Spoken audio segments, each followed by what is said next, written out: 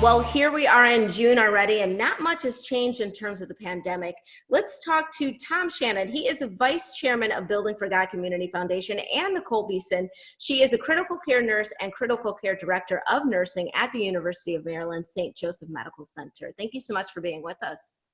Thanks for having me, Joseph. So Tom, I want to start with you. Last that we talked with you from Building for God Community Foundation, you had a new initiative that was Feed the Front Lines. How are things going right now?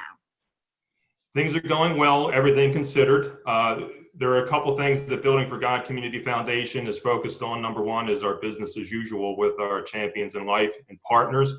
We're still working side by side with them, helping them through these times that keep getting crazier and crazier. But in these times, we lend ourselves to our expertise in technology and also just emotional support at some times for what we're going through, because who do leaders talk to except other people that can share their struggles and work through it all together. And they help us in that regard as well as we're going through this.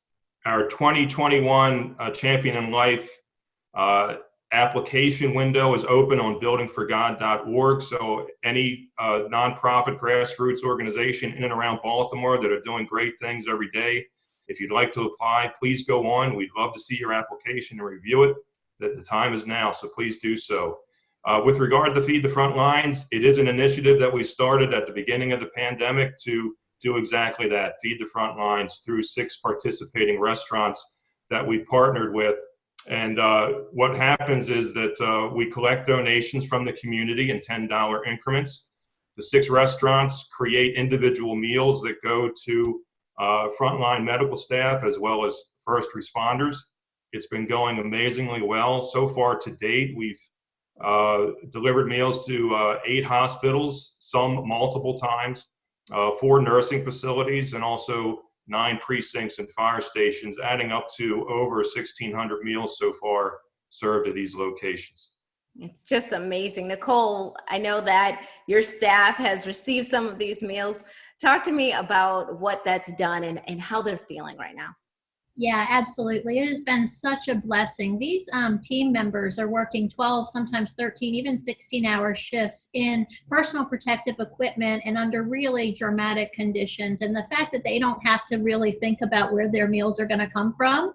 They come out of off the shift, off of the unit, they doff their PPE, which is highly restrictive, and they can just sit, relax, and be restored by this blessing that's been offered. And it is such a gift to them because they really do feel a connection with our community and our neighbors. And you know, in those meals, I have to say there's been some personal notes, which is really heartfelt and such an amazing gesture. Feeding the bellies and the spirit. I like that. And Tom, of course, viewers are going to hear that. They're going to want to support. They can still make those donations, right? You mentioned sort of at the beginning, just to go to the website. Yes, absolutely. We are continuing on with Feed the Front Lines. And if anyone would like to donate to the program, it's buildingforgod.org/feed the front lines. You'll find the donation button right there. Increments of $10, 100% of which goes right back out the doors and delivered hand individually made meals by these 6 restaurants that expertly prepare them. And also ongoing, even after the pandemic, the foundation has made the decision that we are going to continue on with Feed the Front Lines just to show our admiration every so often for our great frontline medical staff and also frontline first responders that we want to continue to support.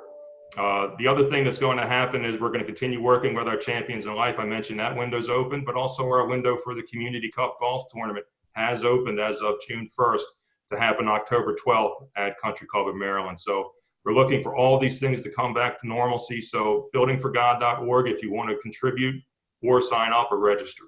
Well, we all need that, and it's nice to know that a little gesture makes a huge impact through this initiative. Thank you both so much for being here. Really appreciate it. And we'll be right back with more Midday Maryland right after this.